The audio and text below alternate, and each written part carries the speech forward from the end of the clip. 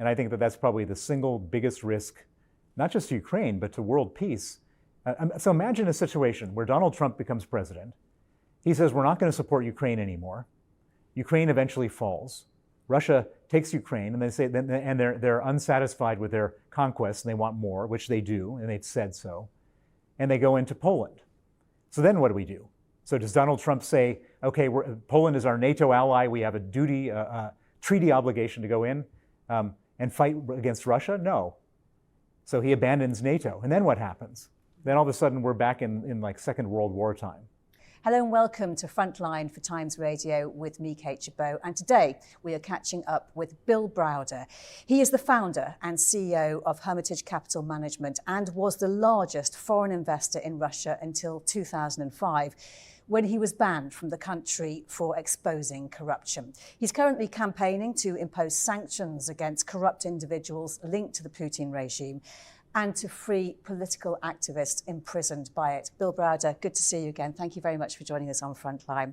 And one of those people you are fighting for is your friend, Vladimir Kara-Murza, who's serving a 25-year jail sentence in Russia for treason. What did he do? He accused President Putin of being a war criminal and a murderer. We're now hearing that he's been moved to a prison in Siberia. Do you know how he is? Not good. So first of all, let's back up just for 1 second. He has the longest sentence of any political prisoner in Russia. Putin hates Vladimir Kara-Murza more than any other political prisoner because Vladimir, together with me, got the Magnitsky Act passed all over the world, which freezes the assets of Putin and his cronies. And Putin, of course, values money more than human life. Before they ever put him in jail, they tried to kill him. They tried to kill him twice with poison. And so at the moment, while he's sitting there serving his 25-year sentence, he's suffering from the after effects of this poison. He has something called polyneuropathy, which means he can't feel his feet. His left side of his body is going numb.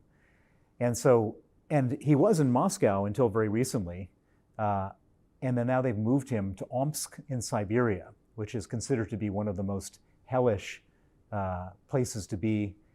He's in a terrible detention center, and he's suffering, no question about it. And so the urgency of trying to free him has just become even more high. How difficult is it to get information about him? Well, when he was in Moscow, his lawyer could visit him regularly. His lawyer could then pass on messages from him or to him. And so we had a pretty good sense of how things were going in Moscow. In Siberia, it's a whole new ballgame. So first of all, we need to find a lawyer for him in Siberia, and then will they give the lawyer access? The moment that they put Vladimir in prison, they immediately put him into a, quote, punishment cell. And so when you're in a punishment cell, which is solitary confinement, you're not allowed to see anybody, including your lawyer. And that's one of the ways that they isolate prisoners, and that's one of the ways that they try to break down their psychology. So how is your campaign progressing to have him freed? Well, we started this campaign. He was arrested in April of 2022. So he's now been in jail for a year and a half. When we started the campaign, the first thing we said was that since he was responsible for the Magnitsky Act, which imposes sanctions on human rights violators, then we should make sure that everybody who has a Magnitsky Act sanctions those people who are persecuting Vladimir. And so we've been successful so far. The UK, who was Vladimir's a British citizen, has sanctioned a number of people. The US has done the same thing, Canada, the European Union. And so this is, I mean, by sanctioning a bunch of judges and prosecutors, it's not going to get him out of jail. But what it does do is it signals the importance of him as a political prisoner. And the reason to do that is because if they see him as being an important political prisoner, they're less likely to kill him than if they thought he was an unimportant political prisoner. And US lawmakers want the Biden administration to formally designate him a US permanent resident so it can be claimed he was wrongly detained. How is that progressing? Well, so the US has something called the Levinson Act. The Levinson Act was named after a man named Levinson who was a US government employee, disappeared in Iran, and nobody ever did anything for him. And so the family campaigned to create this piece of legislation, which which says that if you get this designation of being wrongly detained, then the US will use all of its resources to free you. And Vladimir satisfies all the conditions for this Levinson Act. The US State Department has not given him this designation yet. And so there's a piece of legislation that's been introduced called the Vladimir Kara-Murza Freedom Act, which demands that the State Department gives him this designation. I'm quite certain that there will be nobody voting against it because Vladimir is the most beloved of all Russian oppositionists out there, and he's really a true hero. And if he is given this designation, are you confident it would lead to his release? Well, I'm confident then the most powerful country in the world would use all of their power to try to fight to get him out. And the US has got a great track record in getting out prisoners. If you remember, Brittany Griner was released. She was the women's basketball player. Paul Rusesabagina, who is the hero from Hotel Rwanda, was released from political detention in Rwanda. And just recently, of course, there were the 5 Americans who were released from Evin prison in Iran through this same program. You were a bit disappointed, or you expressed your disappointment last time we spoke about the UK reaction, and you wanted the UK, the Foreign, Commonwealth and Development Office, to have a directorship role to deal with situations of state hostage taking. Are you making any progress with that? Well, so in the US, we've seen what I would call the best practice in terms of dealing with state hostages. They had this Levinson Act, and then as a result of the Levinson Act, they have a guy in the government who's the special envoy for hostage affairs. He's the ambassador for hostage affairs. And he's a former Army Ranger, and he's a real fighter, and he goes around and figures out all the different places where there's pressure points. And his main job is to get the hostages out.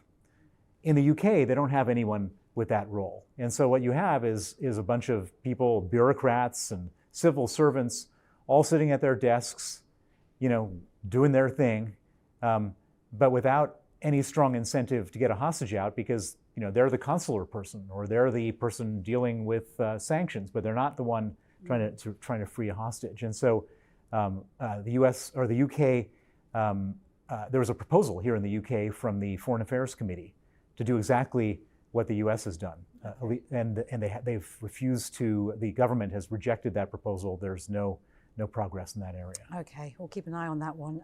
So it was 2 weeks, or around 2 weeks after the failed Yevgeny Prigozhin mutiny when we last spoke, and he seemed to get away with it at the time because he was still alive. The plane hadn't crashed, and you were saying that this was the most precarious time for Putin himself.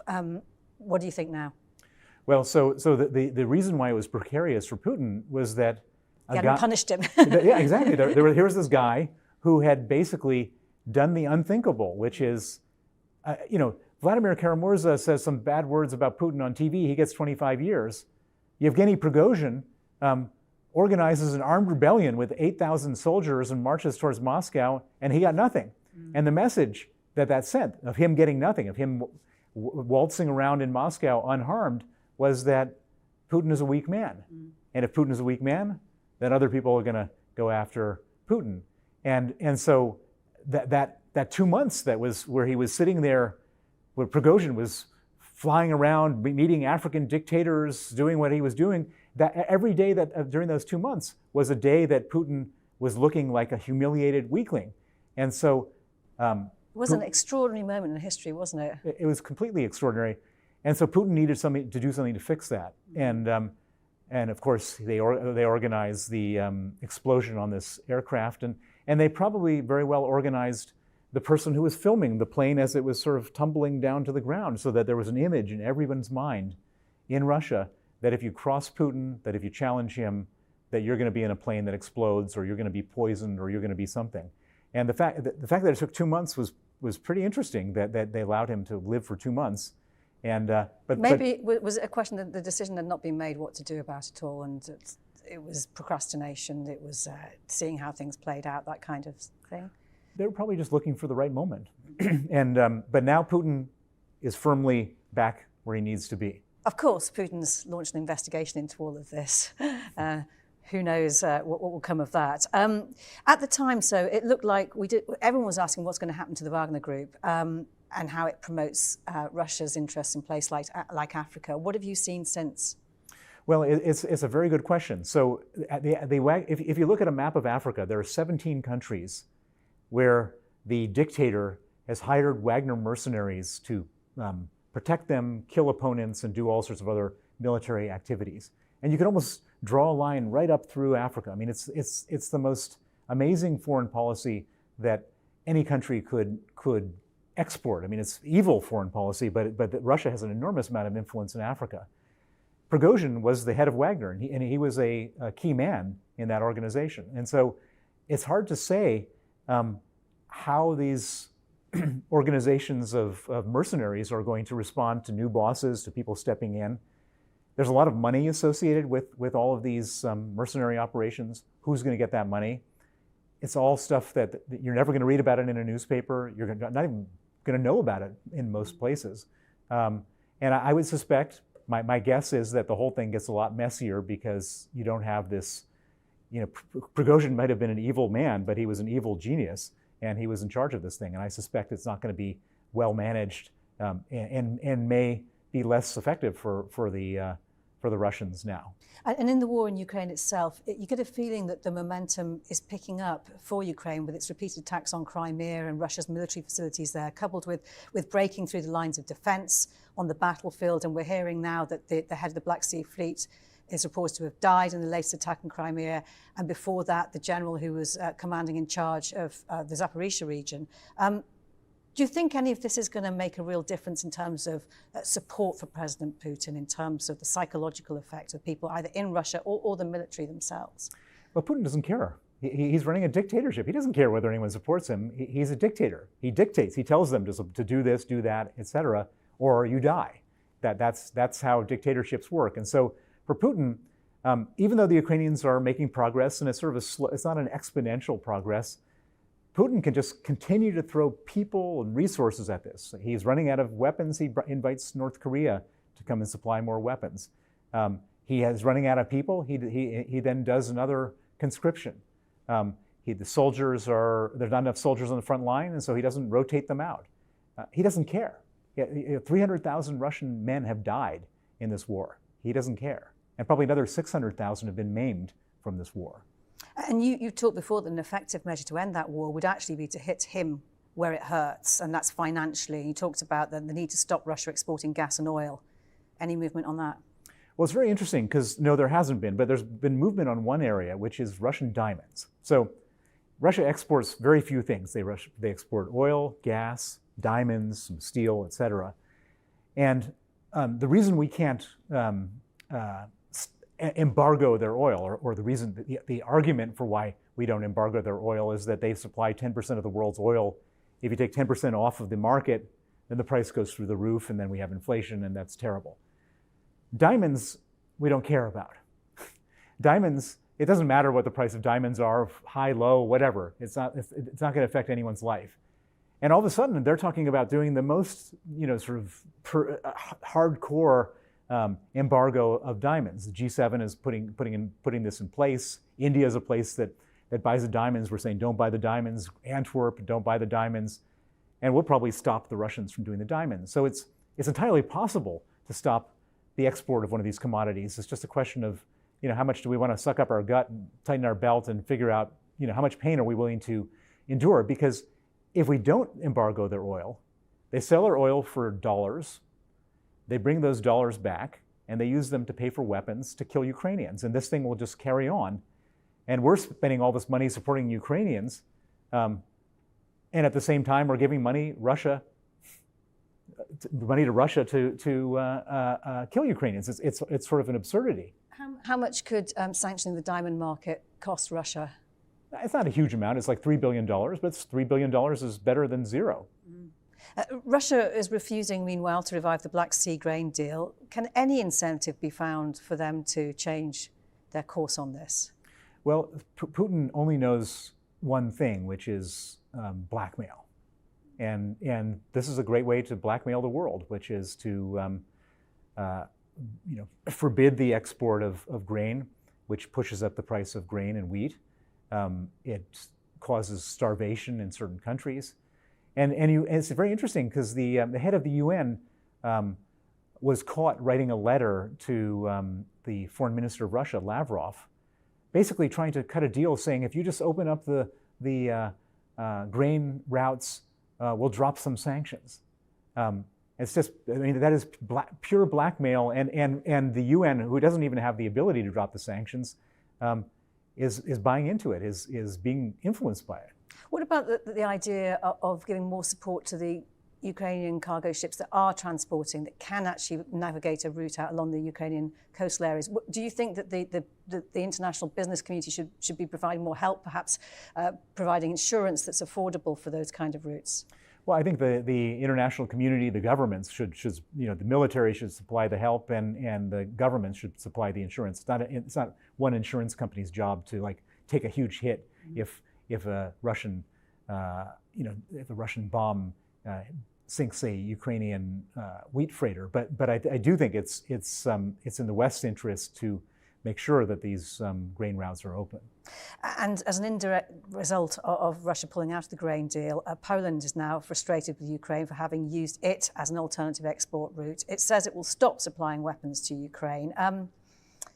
What do you think? I mean, I was talking to someone last week who was suggesting that this actually plays very well to what Russia would want, and actually they might have known that this would be the result of what they're doing to interdict the transport of grain from Ukraine. How do you see it? Well, there's an election going on in Poland. I think the election is October 15th. There's a lot of farmers in Poland.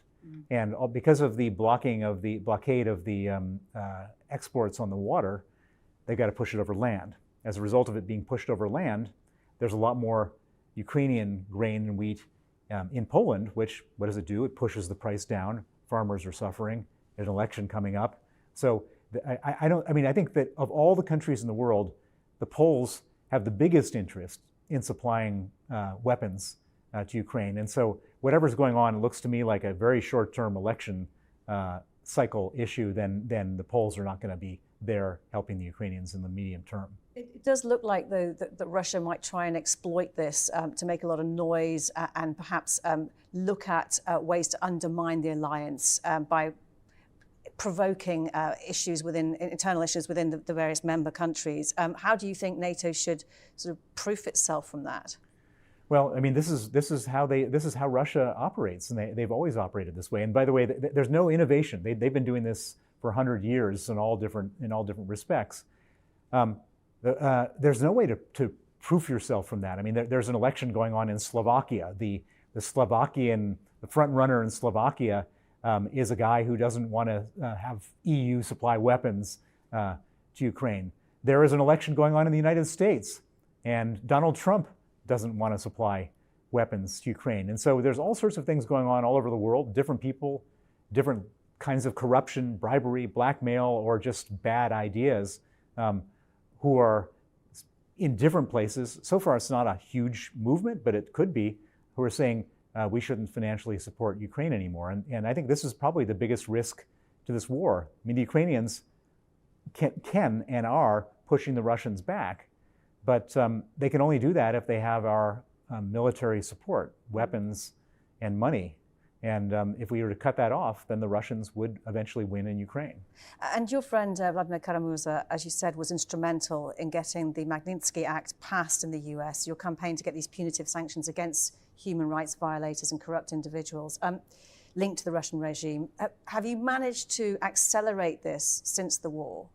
Well, I think the war set this whole concept on fire. So it was like pulling teeth to get like a dozen people sanctioned. I mean, it was just an unbelievably difficult thing because most governments were afraid of Russia. They thought, we don't want to provoke them. All of a sudden, unprovoked, Russia launches the biggest land invasion since the Second World War. And so the amount of sanctions are probably 100-fold since before the war started. And it all started with the template of Magnitsky. How many more oligarchs do you think you've managed to sanction as a result then? Well, at the moment, there are about 43 big oligarchs on the sanctions list, and there's 118 big oligarchs on the Forbes list. And so there's still quite a few oligarchs needing to be sanctioned. And how strong do you think the support for President Putin is from those oligarchs the longer the war goes on and the longer they feel the effect of those sanctions? Well, it doesn't matter. They all watched the Prigozhin plane going down, and none of them, it doesn't matter. I mean, I'm sure they're all hating Putin's guts privately, but they'll never say anything to each other or anything publicly because they have that image of that plane going down, and they're all in their private planes not wanting to go down. Earlier this month, US Secretary of State Antony Blinken said the US will transfer assets confiscated from Russian oligarchs to Ukraine. He said they will go to Ukrainian veterans and those who have enabled Putin's war of aggression, and they should pay for it. I'm guessing your response would be, it's a start. Well, my big pitch right now is in addition to the oligarch money, there is about $350 billion of Russian central bank reserves frozen here in Europe, in the United States, and other countries. And at the same time as everybody is complaining and worrying about money going to Ukraine, there's an easy way to solve this problem, is to confiscate that $350 billion and hand it over to Ukraine right now for their defense. And then we don't have any of these issues about people saying, well, why should we be paying for Ukraine when there is a crisis on the southern border, as the MAGA wing of the Republican Party is saying right now in the United States. And so that's the easy answer, is let's let the Russians pay for their own invasion. And the people that worry about that, they say, well, that might be illegal to do that. That money does belong to somebody. You can't just take it. And I know your point of view is, well, why not? They've invaded Ukraine. That's illegal in itself. Is there a legal argument for doing that? Yeah. So there's two competing legal arguments. I don't want to bore your listeners, but there's two legal arguments. The first argument on Russia's side is the money is protected by what's called sovereign immunity. The same way as you can't go grab their embassy in London, you're not supposed to be able to grab their money. And so they're saying we're protected by sovereign immunity. There's another law which says, it's called the International Law on Countermeasures, which says that if a country causes terrible damage unsolicited like Russia has, then you can make claims against that country using the law on countermeasures. And so if you were to do a legal analysis, there is every legal principle and tool available to confiscate that money. The reason why nobody wants to do it is not because it's not legal, is that everybody is timid. They say, we don't want to provoke Putin. We don't want to escalate. For the same reasons that we didn't want to provide tanks, and then we're providing tanks. We didn't want to provide missiles. We're providing missiles. We don't want to give the Ukrainians the Russian money. We will give them the money. It just will take more time. Yeah, I remember you were railing against the appeasement politics which has presided over these relations with Russia. With the presidential elections in the US next year, everything's up for grabs. Everything's up for, I mean, it could go any way, couldn't it? It absolutely can. And I think that that's probably the single biggest risk, not just to Ukraine, but to world peace. So imagine a situation where Donald Trump becomes president. He says, we're not going to support Ukraine anymore. Ukraine eventually falls. Russia takes Ukraine, and they're unsatisfied with their conquests, and they want more, which they do, and they've said so. And they go into Poland. So then what do we do? So does Donald Trump say, okay, Poland is our NATO ally, we have a duty, a treaty obligation to go in and fight against Russia? No. So he abandons NATO. And then what happens? Then all of a sudden we're back in like Second World War time. I introduced you as someone who was once the biggest foreign investor in Russia. How does the Russia you knew compare to today's? Well, back then it was hopeful. We all thought that it was bad. At the end of the Soviet Union, there was chaos. The whole thing didn't make sense. But we thought that there was some trajectory from this horribleness, horrible to bad to okay to good. That was our hope. And for a brief period of time, it went from horrible to bad. But then it went back from bad to horrible, which is where we are right now. You must be very personally disappointed. Yeah, it's a heartbreak to watch what's going on. And of course, it's not just disappointing for what's happened in Russia, but now we see what's happened to the Ukrainians. I mean, it's just terrible what they're experiencing. And you argue that when this war is over, or perhaps even right now you might think this, that there needs to be a reassessment of the West's attitudes towards Russia. You say, put up the Iron Curtain again. Why and how would that work? Well, basically, what we should have done when Putin started doing all this nasty stuff 10, 15 years ago was just say no. And maybe we were not going to go in and put troops on the ground, but but why should we allow them to like buy up our politicians here in London? Why should they be allowed to like buy all sorts of establishment institutions? Why should we be tiptoeing around saying we can't do anything because we're so economically dependent on them? We should basically say, no, we're not going to do business with you, and any move that you make across that border will be met with absolute fierce, overwhelming power. That's how the Cold War worked, and that's why it was a Cold War, not a hot war. We got a hot war right now because of all this craven appeasement that's been going on for the last 22 years. You've been campaigning now for many years for justice for your friends, but also to get rid of the corruption that you see in Russia. What is success for you? Well, at this point, success is creating enough consequences in economic terms so that Putin can no longer afford to be at war with Ukraine. The war has got to end. This is the most horrifying, terrible thing that's happened in most of our lifetimes. And that's got to stop.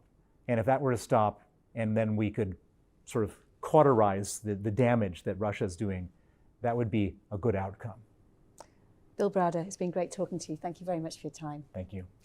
You've been watching Frontline for Times Radio with me, Kate Chabot. My thanks to our producers today, Louis Sykes and Morgan Burdick, and for you for watching. If you'd like to support us, you can subscribe now, or you can listen to Times Radio for the latest news and in-depth analysis, or go to thetimes.co.uk. For now, though, thanks for watching. Bye-bye.